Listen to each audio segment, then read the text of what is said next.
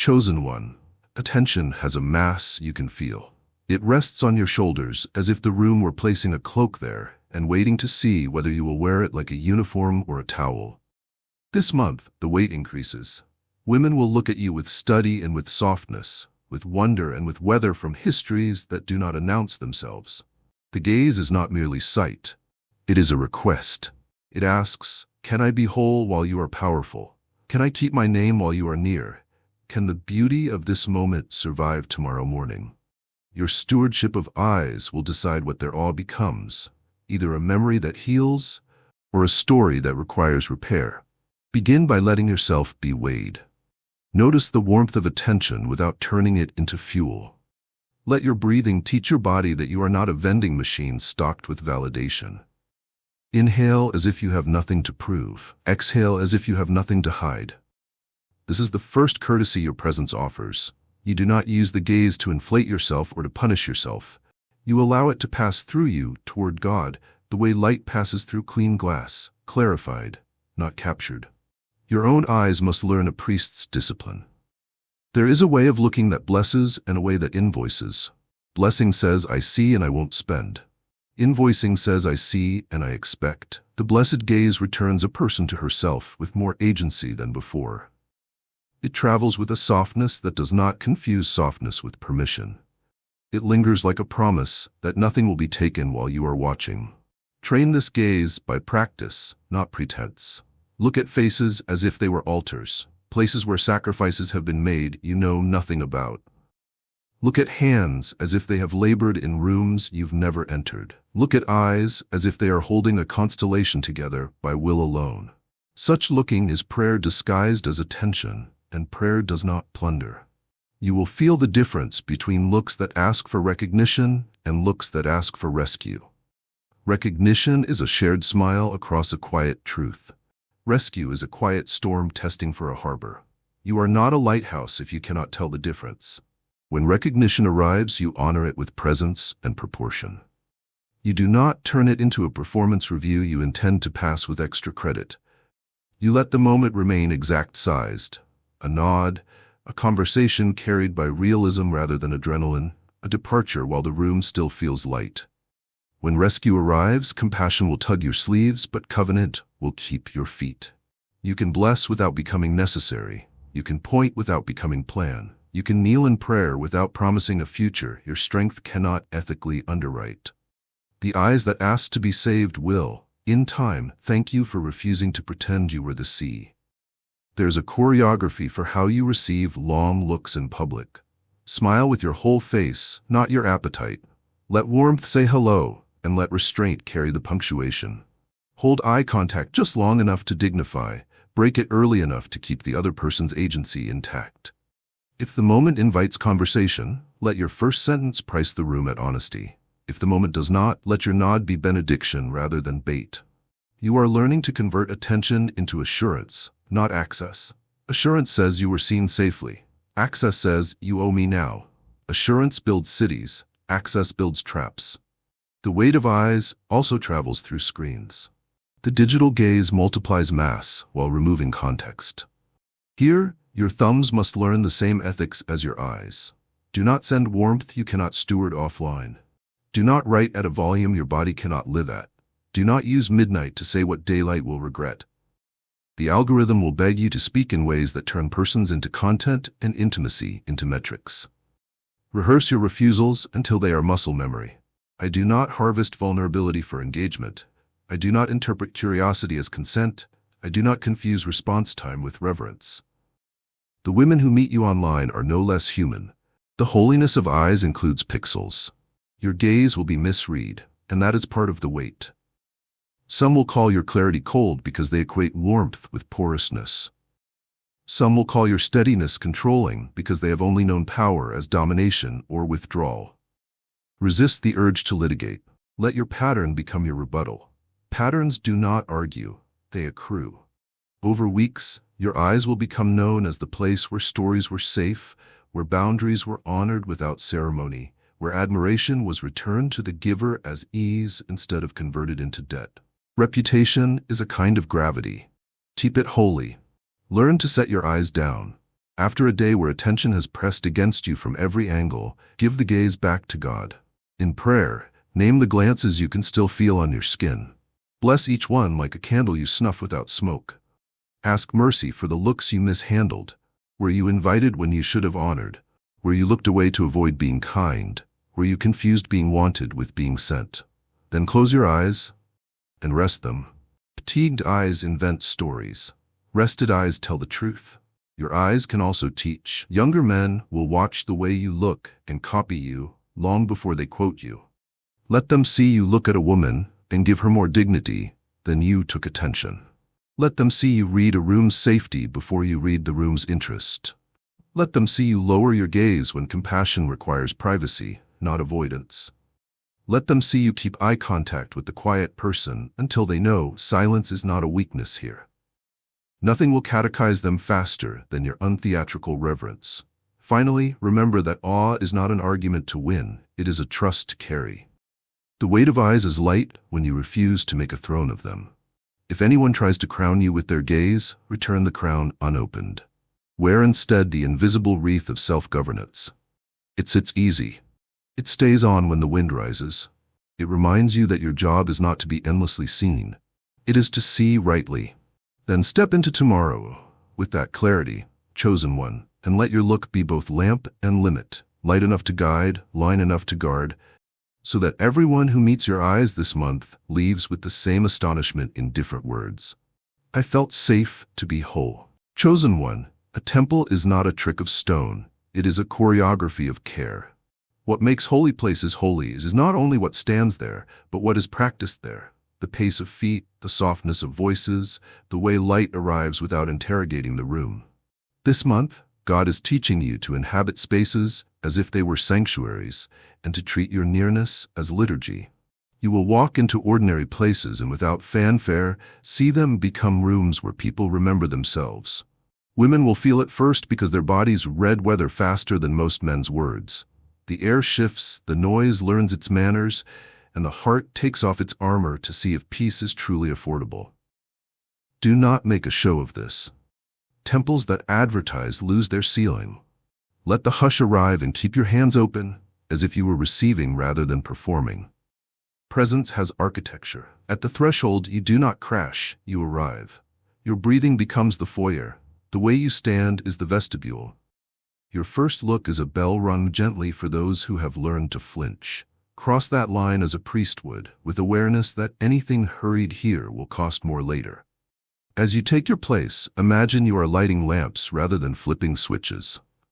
Light that respects eyes can be stayed under. You lower your voice until truth can fit through the door without squeezing, and you lift your attention until even the quietest person has a chair. None of this requires announcement, it requires custody of your energy. High voltage is not the point of a temple. Stewarded current is. Within the sanctuary of your presence, objects that once seemed unimportant become sacraments. A chair angled toward conversation rather than escape becomes an altar. A glass of water offered before questions begin becomes chalice and mercy at once. A phone turned face down is not technology management, it is incense. One more small rising that tells the room nothing else is being worshipped just now. The feminine reads these micro-gestures with a fluency earned through history.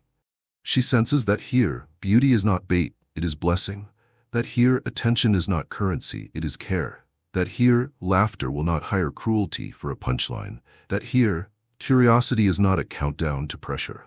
Awe is not fireworks in such places. It is oxygen. There is a priesthood to your attention. You do not offer sacrifices that were never yours to give. You elevate what others already carry until it can be seen with gentleness. You let silence do the long work you were tempted to fill with clever answers. You ask questions that lead people back to their own agency rather than deeper into your legend. When the room warms, you remember that sanctuaries are built to hold weather without becoming weather. You allow desire to exist as light through stained glass, colored, beautiful, contained, so that no one leaves singed. The temple of presence is not where hunger is fed recklessly. It is where hunger is named honestly until it can choose a table rather than raid a pantry. Sacred spaces are made safe by their exits as much as by their altars. You end before scarcity can write the last paragraph. You say ordinary farewells that keep affection human. This was good, let's keep it good. You do not trade benedictions for cliffhangers and call it romance.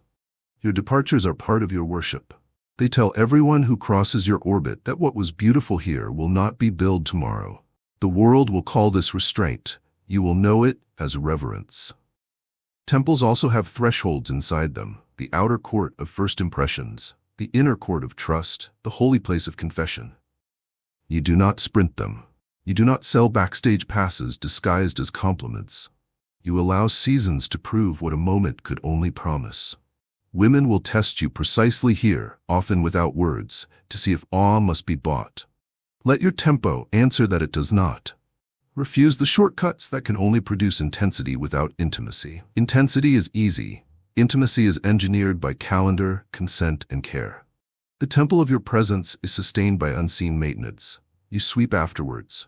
You put chairs back where they belong. You repair where a hurried word nicked someone's dignity.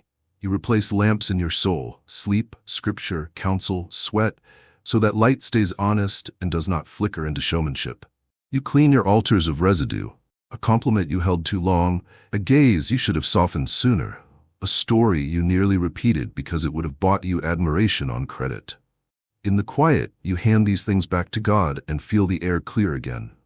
Rituals like these are not old-fashioned. They are oxygen masks for men who are learning to host awe without hoarding it. When storms arrive, as they will, you become ballast, not blare. Raised voices do not get to choose the key. Your calm chooses it. Accusation does not get to write the liturgy.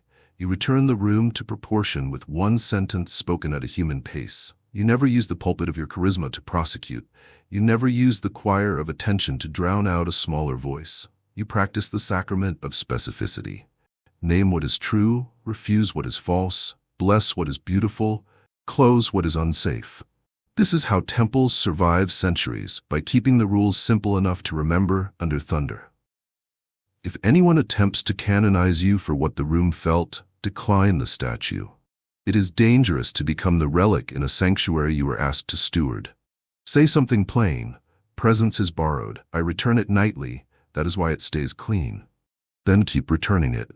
The temple of presence is not about being admired in holy light. It is about making a place where others encounter holy light and leave knowing how to recognize it again, without you there.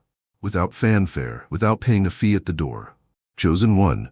Honor is what light looks like when it remembers who it is for. Beauty can shine without honor. It simply burns people faster. Power can protect without honor. It simply does so on its own terms. Honor is the decision to let your brightness keep other people's names intact. It is the difference between admiration that consumes and admiration that consecrates. This month, your high energy will draw women into your field, the way dawn draws windows awake. Honor is how you keep that dawn from becoming a wildfire.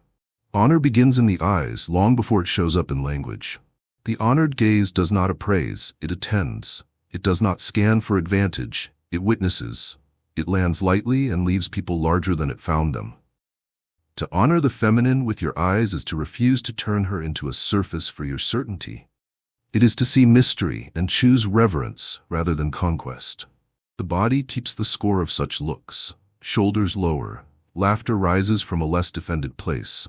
Boundaries become declarative rather than apologetic.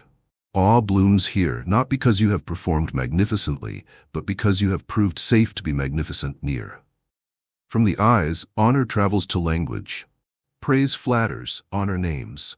Praise says you are stunning, honor says your presence calmed the room and sharpened its clarity. Praise rehearses adjectives, honor records evidence. You will feel the seductive efficiency of praise in your mouth. It wins smiles faster. Resist the short glory. Use words that return agency, not words that rent it. When you call forth strength, do it without conscripting someone into your story. When you thank someone for beauty, do it without making beauty the price of admission tomorrow. Your speech should leave doors open with the hinges oiled, not deadbolt emotions to keep them from running away. Honor has protocol, and protocol makes radiance useful. You ask before you move closer, even by inches. You slow the conversation when history enters it unannounced. You keep records, not of favors owed, but of boundaries spoken. You remember details that protect dignity rather than details that can be traded later for intimacy. You refuse to make secret places public currency and call it vulnerability. You make a practice of returning attention to its owner. That was your courage, not my rescue. That was your wisdom, not my guidance. That was your timing, not my permission. Women are experts at detecting the difference between a man who honors and a man who collects. Let your pattern, not your promise, make the case. The radiance of honor is generational. When you choose words and gestures that keep the feminine whole, you are teaching rooms, quietly, stubbornly, how to do the same when you are gone. Men nearby will unconsciously adjust to your standard. They will discover that jokes still work without casualties, that warmth still travels without invoices, that leadership can be luminous without being loud. You will not always be thanked. You will be imitated, which is the greater compliment and the greater responsibility. It means your maintenance is communal now. If you let your edges dull, others will borrow your dullness along with your light. Honor requires repair when you miss, and you will miss. The difference between the honored and the harmed often rides on how quickly a man can say I was wrong without making the moment a monument to his remorse. Apologize with verbs. I spoke too fast yesterday. Here is my clearer yes. I lingered too long last night. Here is my clean goodbye. I made you responsible for my loneliness. Here is my changed plan. Repair that costs you calendar, convenience, or access is the only kind that proves you meant your confession. When you pay it gladly, honor's radiance brightens, not dims. People come to trust that your remorse is not theater. It is architecture being corrected in real time. There is a way to court with honor that makes even flirtation feel like fresh air. It respects signals without making them tests. It keeps curiosity alive without cross-examining it into confession. It enjoys delight without trying to put a deed on it. It invites and then steps back far enough that the invite can be declined without penalty. It does not stage scarcity to force decisions. It does not audition for the role of destiny. Chosen ones move like this. Not because they are cautious, but because they are convinced that love grows better in climates where yes and no are equally holy. Honor shines most where power could easily obscure it. When you are praised, you pivot the light onto the team that made you accurate.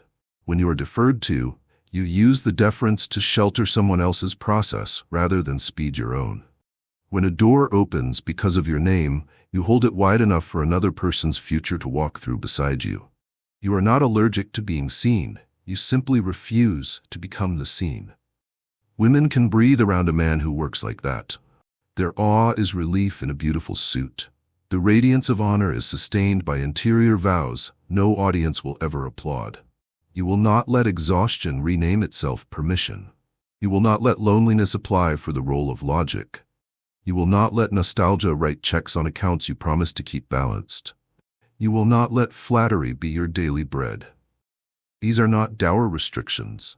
They are dietary choices for the soul, and the soul becomes what it eats. Feed yours on truth, on Sabbath, on counsel that does not need a tip jar, on work that improves the texture of other people's days. Your glow will thicken into something weighty and kind. Honor also learns to bless and release. Not every connection is a covenant, and not every moment is a map. There will be eyes that adore you because the climate you carry is rare. Thank them with a warmth that does not recruit. Let them keep their vision of themselves without installing yourself in it. Send them forward with language that strengthens rather than slogans that create dependence. The rarest light is the kind that helps people see the road away from you without dimming as they go. At night, review your honor like a craftsman checks his tools. Where did your eyes bless? Where did your words return freedom? Where did your hands make room? Where did you choose repair over reputation? Where did you exit early enough to keep the memory clean? Where did you learn, again, that honor is not a mood but a decision renewed in small acts until the acts become a nature? Then lay your radiance down with the same hands you used to hold it during the day and say the sentence that keeps glory from becoming glare. What I kept bright was never mine. In the morning, pick it up again. Not as proof you are special, but as evidence you are willing to keep others whole while God keeps you whole. In that willingness, chosen one, awe stops being spectacle and becomes sacrament.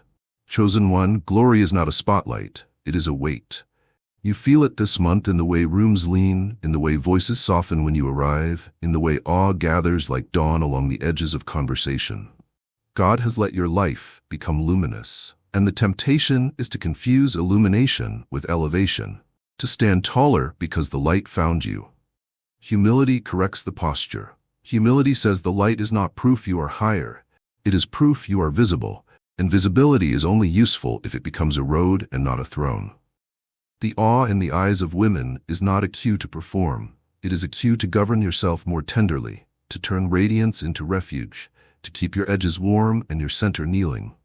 Glory without humility bruises what it touches. It asks attendants to pay a fee in exhaustion. It takes stories hostage and bills admiration as interest. You are learning a different economy. You return attention as ease. You translate compliments into assignments. More clarity, not more charm. More truth, not more theater. More patience, not more promises. When a gaze tries to rent your presence in exchange for hurry, humility lengthens the hour instead of widening the door. You bless the moment by letting it be exactly itself.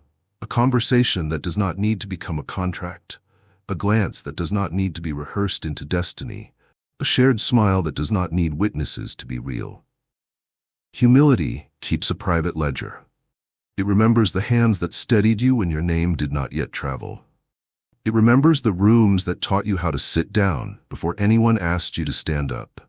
It remembers the elders whose sentences you now say as if they were your own breath, and it credits them in secret and in public. The awe that visits you this month becomes safe when it hears you say "our more than my," when it sees you point rather than pose, when it notices that your gratitude has verbs. Gratitude that moves chairs, that ends meetings before fatigue makes good people sharp, that writes thank you notes before campaigns write headlines. This is the humility of glory, brick by brick. There is also the humility of being finite. The cloak of attention warms quickly and chills just as fast.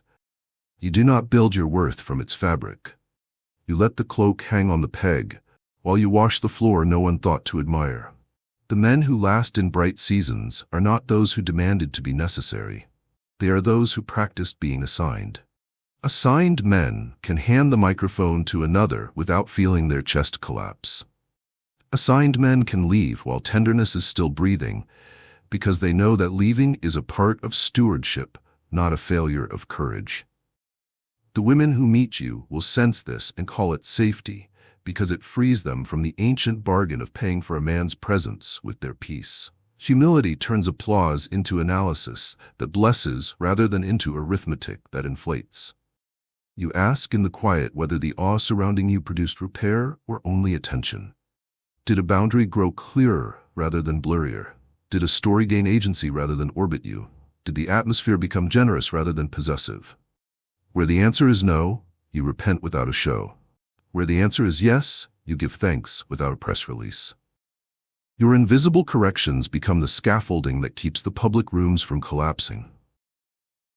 The world will never celebrate the 100 small pivots you make in a day to keep your soul honest. But the room will feel the architecture and breathe. Humility refuses to become a museum exhibit in its own sanctuary. It does not allow nostalgia to bronze yesterday's obedience and install it in a glass case. It keeps moving at the speed of truth. It keeps learning. It keeps asking for feedback from people who owe you nothing and love you enough to be precise. It keeps declining the small exemptions power offers when it wants to make you unaccountable in exchange for being endlessly available. It keeps Sabbath at full price. It keeps the phone face down when a living person is offering you their one unrepeatable hour. Glory wants a stage. Humility wants a table. You are laying a table people will remember because the food tasted like rest. There will be moments when humility is accused of coldness. Boundaries can look like distance to those who only felt loved when they were given access without cost. Let fruit carry the verdict. Over weeks and months, the story that trails you will not be scandal or spectacle. It will be the sentence that humility has always wanted. I left more myself than I arrived. Glory that multiplies selfhood instead of celebrity is glory God can keep funding. You become a lens that clarifies rather than a mirror that demands. You become a harbor that receives and sends, rather than a port that traps ships for its skyline. Practice anonymity on purpose. Give quietly where your name cannot be leveraged. Mentor where no photos are taken. Choose the back row and listen until your silence has increased the value of what you might say later. Lift someone else's work with your whole endorsement and none of your conditions. Make a habit of losing credit. The awe that once gathered around your face will begin to settle into the culture around your life. And that is the sign you are doing this rightly. You are less the point and more the proof. The proof is simple and impossible to counterfeit. People are stronger, kinder, clearer, and freer where you have stood. At night, the humility of glory becomes prayer. You lay the day down, like an instrument you refuse to sleep with, in your hands. You tell God where you used radiance to avoid intimacy with Him, where you tried to be necessary because applause was loud, where you almost believed you were the light because the room was bright. He returns your scale to human and your heart to hunger that asks rather than demands. You sleep with no audience because you did not rent your worth from one. Morning arrives and humility teaches your first motion, not to gather the cloak, but to wash your feet. Dust is honest. Clean feet carry glory without dragging it. Chosen one, peace is the crown that fits you best. Not the brittle piece of performance, but the thick quiet of a river that has learned its banks. You have worn courage and restraint, presence and honor. Now God rests stillness on your head like a circle of shade. The awe that has followed you finds its home here. Women who meet you will not only admire, they will exhale. Their bodies will sense that your waters do not rush to prove themselves nor stagnate to avoid responsibility.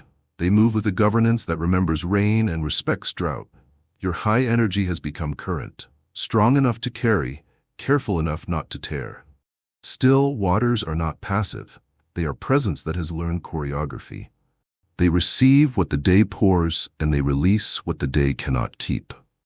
They irrigate fields you will never walk, and they refuse to flood houses you did not build. You become a man whose calendar is a canal system, locks and gates that steward levels with quiet clicks. When a conversation rises, you widen the channel with listening so the banks hold. When urgency tries to breach, you lower the sluice with a sentence spoken at a human tempo. When grief arrives like heavy rain, you slow the flow until sorrow can be named without drowning the room. Peace like this is not an accessory. It is infrastructure. Wear the crown by honoring rhythm.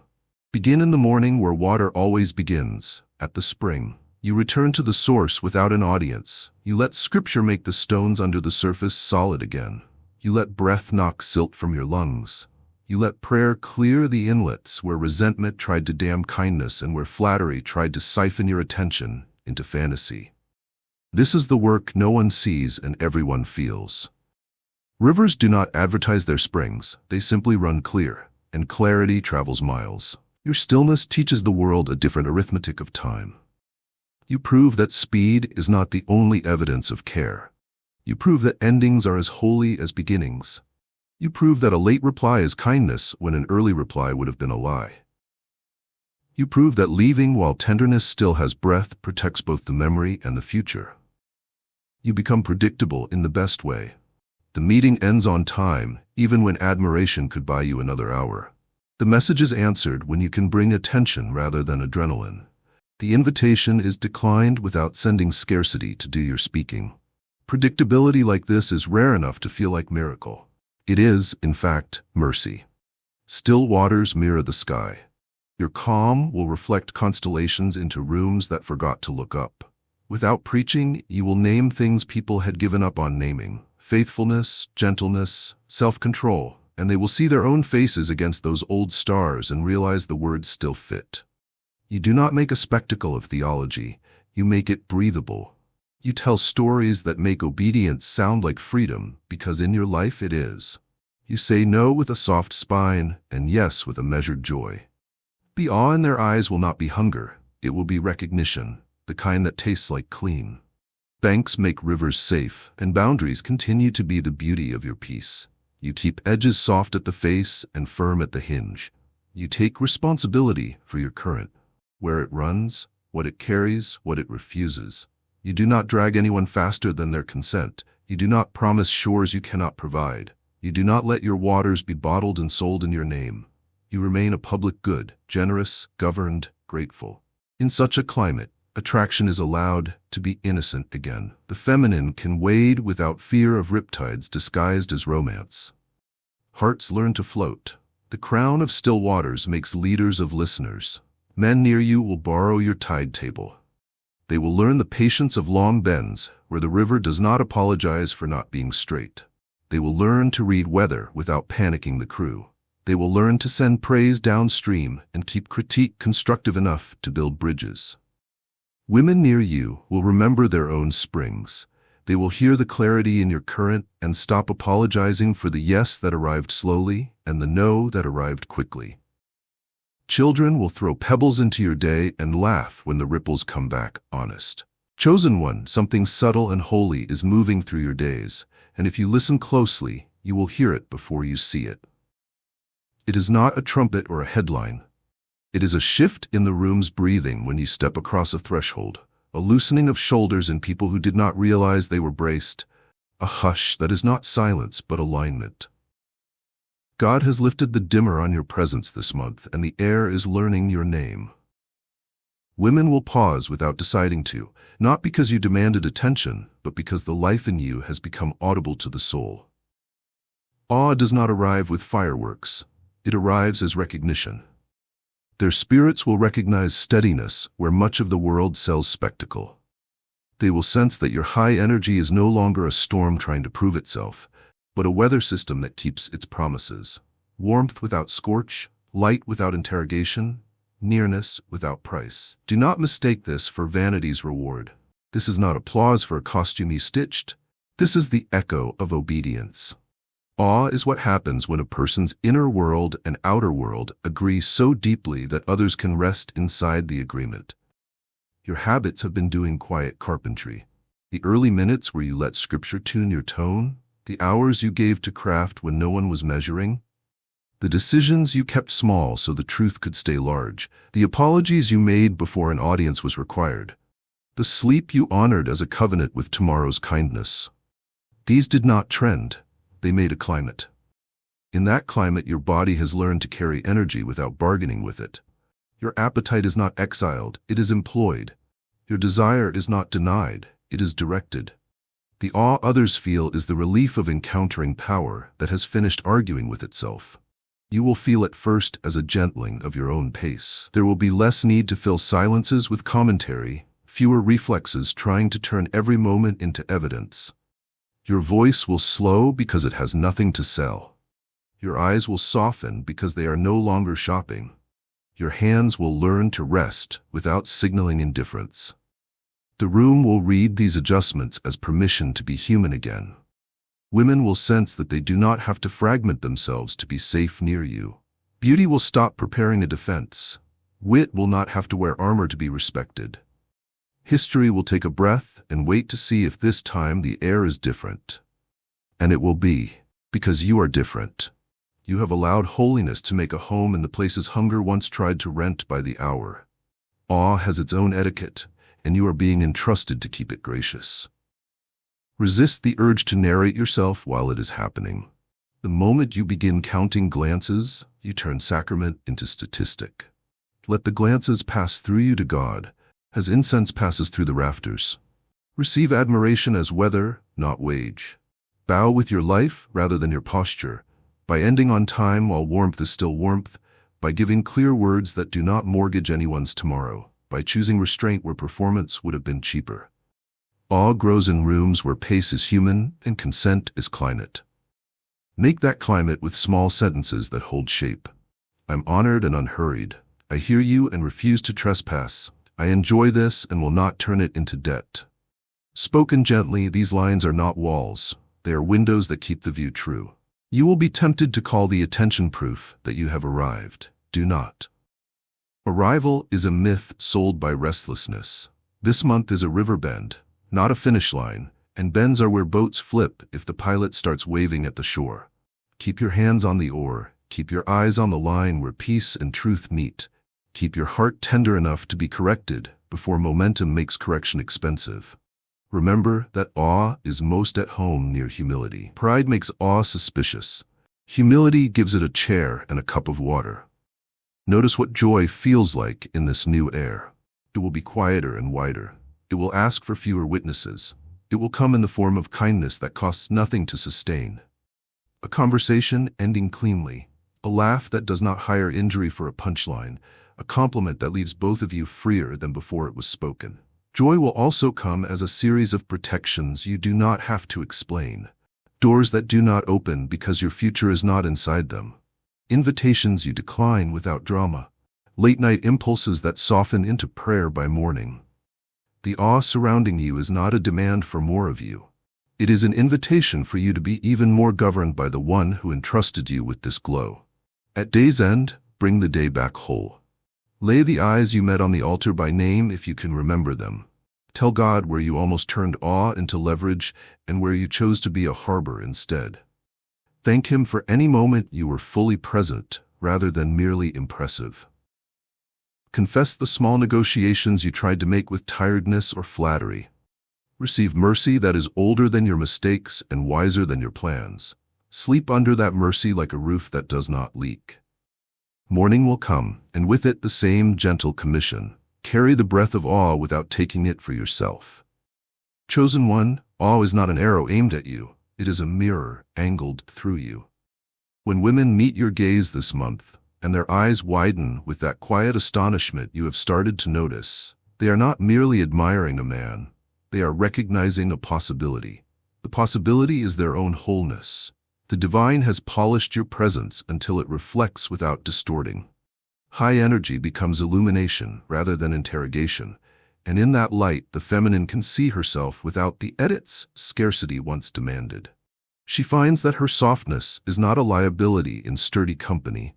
She finds that her intellect does not have to masquerade to be welcomed. She finds that her boundaries are not fees to be negotiated down by charm. The awe you witness is the moment a soul spots itself in a clear mirror after years of funhouse glass. Your task is to keep the mirror clean. Mirrors smudge easily on the fingerprints of ego and need. If you begin to angle the glass to improve your own reflection, you will tilt it away from truth. Keep angle honest by remembering you are signpost, not destination. When your calm reminds someone of God, point. When your steadiness feels like shelter, confess what holds up your beams. When your restraint repairs someone's faith in men, share the practices that make restraint possible on days when admiration is loud and loneliness is persuasive. Let your life explain the light rather than your tongue. Explanations can be edited into performance. Examples survive editing. The mirror clarifies through pace as much as through vision. Slow is the speed of accurate seeing. Do not rush a connection because wonder is warm. Wonder is a visitor, not a landlord. Let it sit by the window and watch you keep your agreements. Keep appointments with your word as if they were the skeleton of your integrity, because they are. End conversations before scarcity recruits them into negotiations. Invite questions and give answers that do not inflate your legend. The truest mirrors make people forget about the mirror because they are too busy recognizing themselves. Aim for that vanishing act, a presence so faithful that the focus gently leaves you and lands on what is being healed. You will meet different kinds of reflection.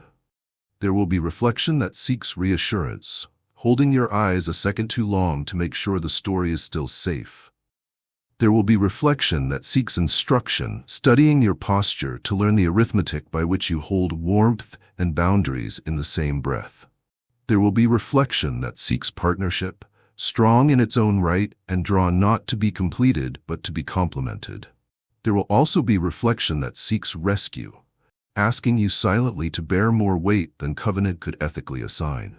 Answer each with the same posture, respect without capture. Reassure by being consistent, not by promising beyond knowledge. Instruct by modeling, not by lecturing. Explore partnership at the speed of truth, not chemistry. Bless the longing for rescue by directing it back to the source and to resources, resisting the flattering delusion that you were made to be necessary. Necessary men become prisons. Assigned men become doors. Let your eyes learn the discipline of blessing. A blessed gaze does not inventory, it honors. It does not consume, it confirms. It does not rehearse conquest, it remembers goodness. Look in ways that let a woman's complexity remain intact. Hold eye contact like you would hold a delicate artifact that predates you. Reverent, curious, unpossessive. The body is bilingual. It understands this language before the mind translates it. The awe that lingers in such exchanges is trust discovering it can stand. The mirror must withstand weather. Some days fatigue will try to fog the glass with impatience, and you will be tempted to cut corners of care. Some days flattery will try to gilt the frame, and you will be tempted to become ornamental rather than useful. Some days old ache will try to crack the pain from the inside, and you will be tempted to turn reflection into performance to avoid being seen. Maintenance is ministry. Wipe the pain with confession, not self-condemnation. Anchor the frame with counsel, not isolation. Reinforce the wall with rest, not caffeine. Step back and let God check the angle when you cannot tell if the image is true. These repairs are invisible in the moment. Their fruit is public and durable. There is a generosity at the heart of being a mirror, and it looks like returning power. When someone sees herself clearly near you, resist the ego's reflex to become curator of her clarity. Encourage her to test the insight away from your orbit. Offer steps she can take without your presence as collateral. Give language she can use, even if your name is never attached to it. The more you can be unnecessary to the good outcome, the more sacred your role becomes.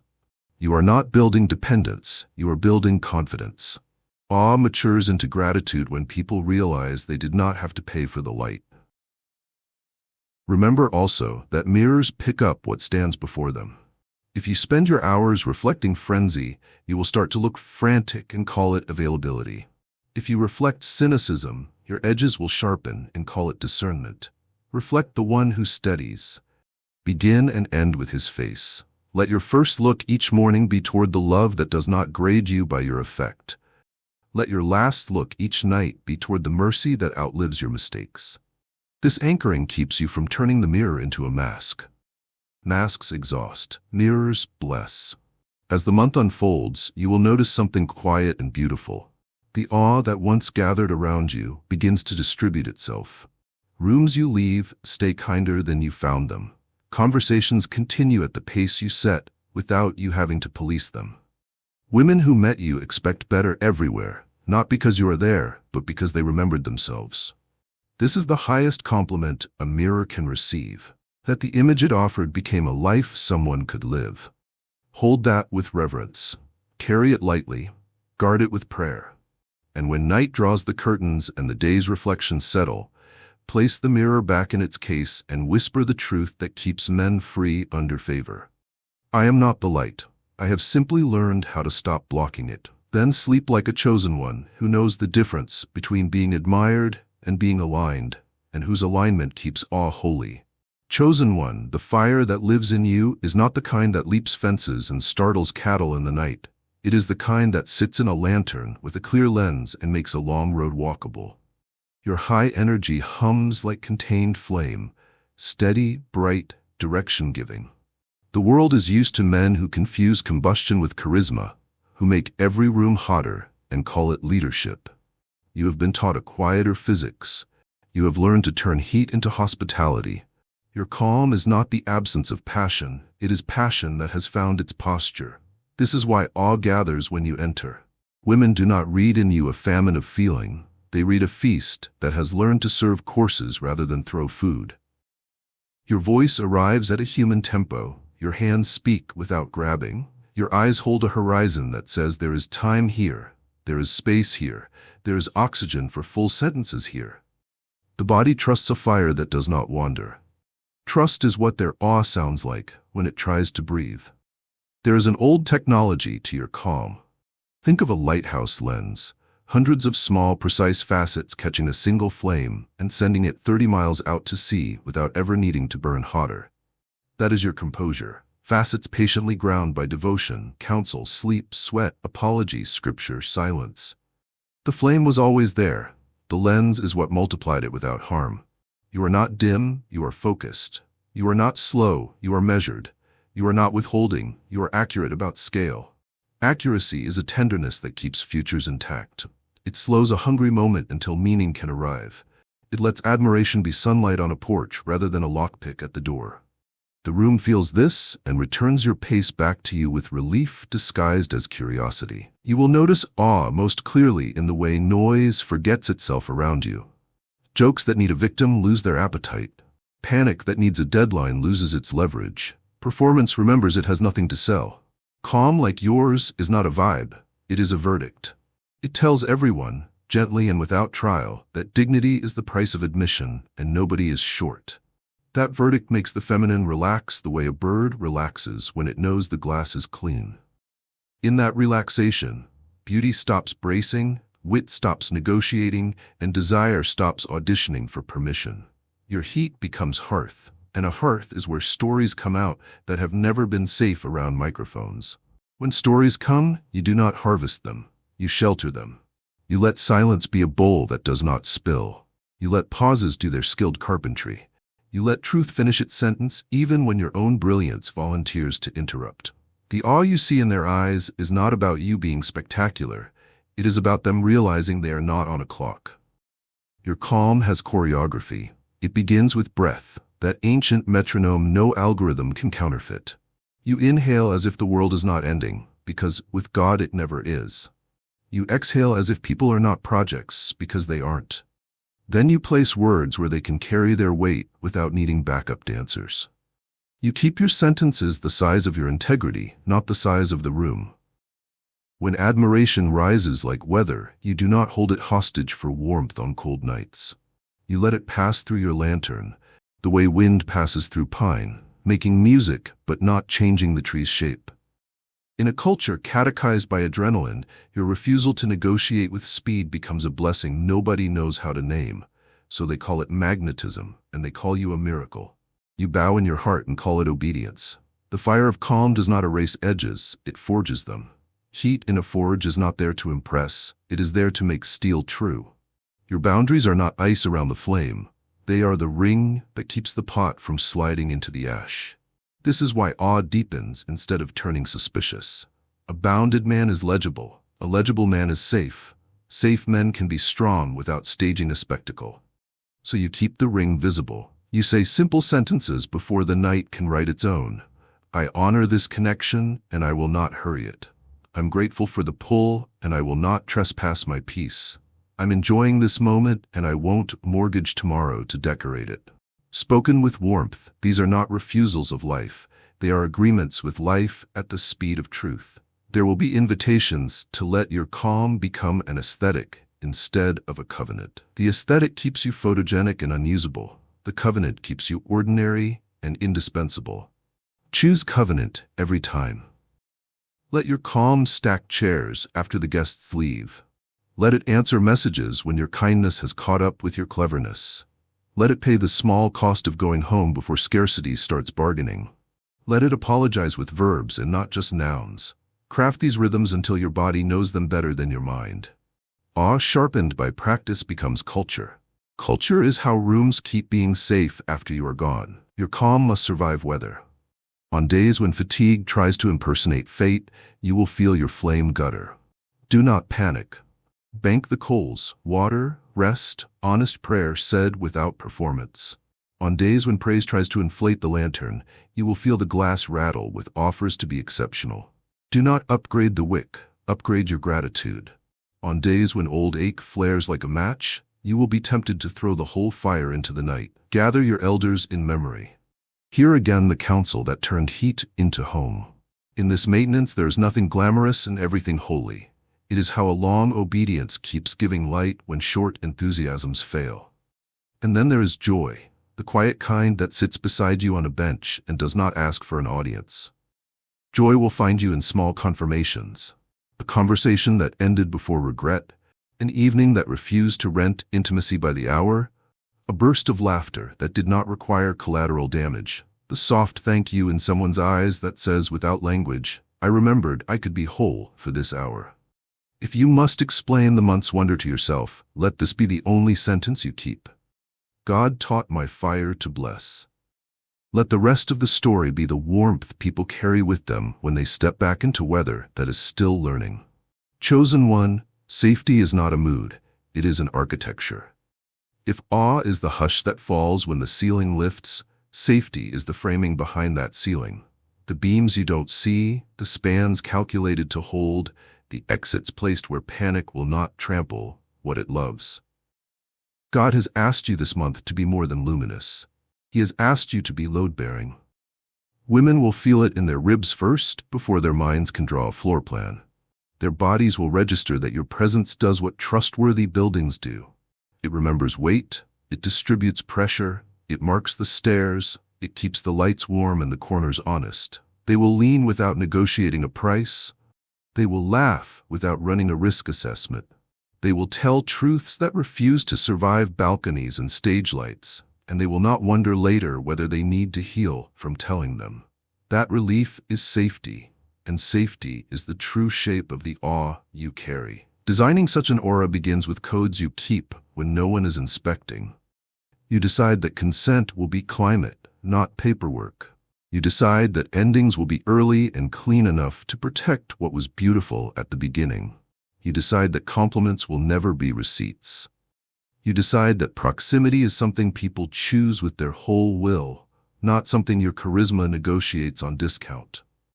You decide that schedules will serve souls and not the inverse.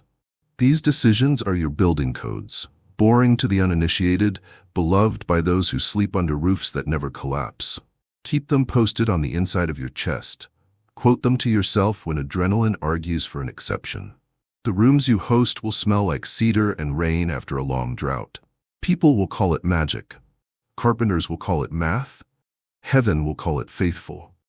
Your high energy, left to its own gravity, could pull people past their edges before they have had the privilege of mentioning where those edges live. Under God, your energy becomes good engineering. It offers handrails where the path narrows, lamps where the grade changes, benches where anyone can stop without being shamed for needing to. You provide exits that do not make people villains for taking them. You provide pauses that do not punish those who use them. You make directions before urgency can turn the room into a riot. All of this happens in micro moves. You wait for eyes before changing the subject. You ask before touching even small things like a shoulder or a coat on the back of a chair. You invite a breath before answering a question that heat tried to make expensive. 1,000 unremarked gestures enlarge the commons. In those commons, awe does not have to hide from harm. Safety has a sound. It is the absence of scraping in your tone where manipulation has learned to hide. It is the presence of proportion where precision carries mercy on its back. Your yes lands like a key that fits. Your no lands like a door that closes without slamming. When correction is needed, you give it while dignity is still in the room to receive it. When desire is present, you treat it as information rather than leverage. When admiration arrives, you return it as ease rather than converting it into access. Language like this is architecture. It builds beams in people who grew up under ceilings that cracked when the weather raised its voice. They may stare at you in wonder, and the wonder will feel like electricity, but what is actually happening is structural. Trust is remembering its shape. Do not confuse transparency with safety's substitute, exhibition. Transparency is a window placed for light and airflow. Exhibition is a wall torn out because attention wanted a better view. Keep windows, keep walls.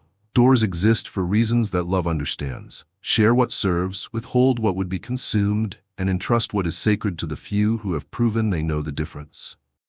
This is not secrecy. It is stewardship. Women read the difference without needing footnotes. They relax around men who refuse to monetize their own interior. Relaxation is the currency of awe when it is holy. It is also the measure of your success. If people can rest and still be fully awake near you, your aura is doing its work. There will be storms. A raised voice may try to set the tempo of the room. A practiced charm may attempt to slide past the code and call your boundaries brittle. Economics may arrive disguised as romance and ask you to pay in attention what you would never pay in cash. This is where your safety becomes visible. You lower the volume without lowering the truth. You repeat the policy without performing a courtroom. You keep the covenant with your own soul in public so others learn they can keep theirs too. Your calm does not acquiesce, it arranges. Your words do not attack, they assign things back to their proper shelves. When the weather passes, people will look around and realize nothing fell that needed to stand and nothing stood that needed to fall. They will not clap, they will breathe. That breath is a benediction that outlasts applause. Safety requires maintenance. Audit the building at night. Walk the halls of your day with a flashlight that tells the truth without theatrics. Where did a stair feel slick because your tone moved too fast? Where did a hinge squeak because your yes outran your intention? Where did a lock stick because fear tried to add a rule where love wanted a conversation? Oil what needs oiling. Tighten what needs tightening. Remove what became clutter. Add a handrail where someone slipped. Repair before you justify. Then sleep, and let sleep be proof that you are not the night watchman for the universe. Men who trust God to guard the city can wake with gentleness still in stock. All of this makes you a living threshold. People cross near you and the weather changes. You will never know how many memories are rewritten by the single instruction your presence gives. Here, no one has to fracture to be welcomed. Here, yes is honored because no is honored. Here, beauty is admired without being bought. Here, time is measured by truth rather than temptation. The awe you carry is not the gasp in the throat before spectacle. It is the long exhale after a homecoming. It is the quiet smile of someone who remembered that holiness can wear human shoulders and still be kind. If anyone asks how you built such an aura, resist the temptation to become your own architect in the telling. Say something simple and true. Say, I learned to treat power like a shelter and desire like a guest, and I keep giving the keys back to God. Then keep building. Keep codes, keep windows, keep doors. Keep the lights low enough to soften, high enough to see. Keep exits open and endings clean. And let awe keep doing what awe was designed to do in safe places. Not consume, but consecrate. Chosen one, God is teaching you the rare grammar of pauses, the sacred intervals that make music out of sound. Restraint is not a smaller life. It is the frame that lets greatness keep its shape. The world will tell you that appetite proves you are alive, that acceleration proves you are called, that saying yes proves you are brave. Heaven is subtler. It whispers that mastery is measured in what you can carry without using people for handles, that courage is revealed in what you refuse when you could have taken more, that destiny keeps time with the rests as surely as with the notes.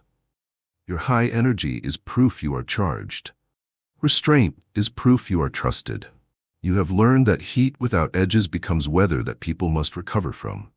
But heat with edges becomes a hearth where stories learn to breathe.